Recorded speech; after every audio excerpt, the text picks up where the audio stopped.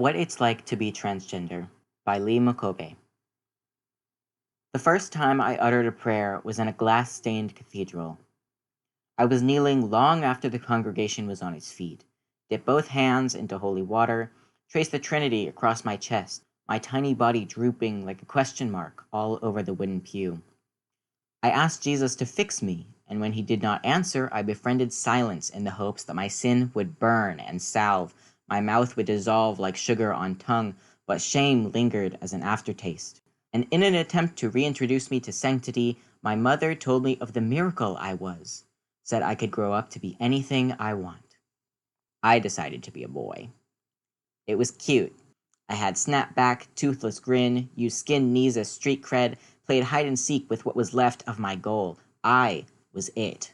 The winner to a game the other kids couldn't play. I was the mystery of an anatomy, a question asked but not answered, tight-roping between awkward boy and apologetic girl. And when I turned 12, the boy phase wasn't deemed cute anymore. It was met with nostalgic aunts who missed seeing my knees in the shadow of skirts, who reminded me that my kind of attitude would never bring a husband home, that I exist for heterosexual marriage and childbearing, and I swallowed their insults along with their slurs. Naturally, I did not come out of the closet. The kids at my school opened it without my permission, called me by a name I did not recognize, said lesbian, but I was more boy than girl, more Ken than Barbie. It had nothing to do with hating my body, I just love it enough to let it go. I treat it like a house, and when your house is falling apart, you do not evacuate. You make it comfortable enough to house all your insides. You make it pretty enough to invite guests over. You make the floorboards strong enough to stand on. My mother fears I have named myself after fading things, as she counts the echoes left behind by Maya Hall, Leila Alcorn, Blake Brockington. She fears that I'll die without a whisper, that I'll turn into "what a shame" conversations at the bus stop. She claims I have turned myself into a mausoleum, that I am a walking casket.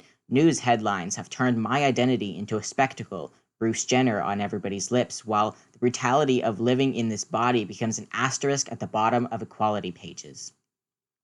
No one ever thinks of us as human because we are more ghost than flesh, because people fear that my gender expression is a trick, that it exists to be perverse, that it ensnares them without their consent, that my body is a feast for their eyes and hands, and once they have fed off my queer, they'll regurgitate all the parts they did not like.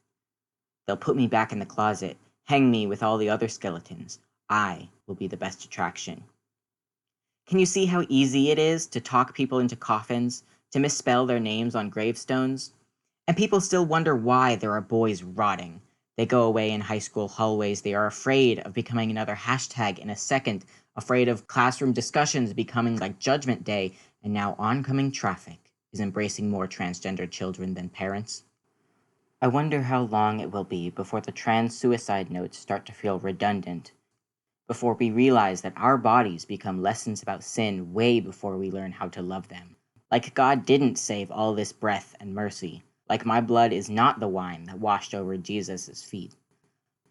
My prayers are now getting stuck in my throat. Maybe I'm finally fixed. Maybe I just don't care. Maybe God finally listened to my prayers.